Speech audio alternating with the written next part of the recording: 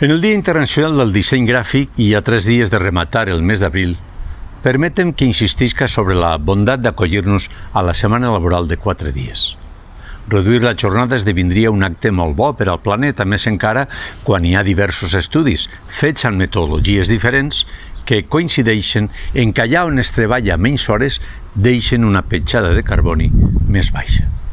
Treballar menys hores al nostre país faria que el planeta respirara millor, perquè es reduiria l'impacte mediambiental degut a la baixada immediata de consum.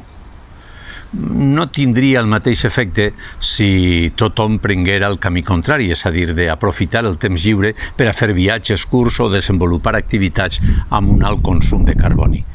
Si gaudem de 3 dies d'esplai, han de ser per a invertir-los en activitats ecosaludables, no per a cremar benzina o encendre traques a tota hora.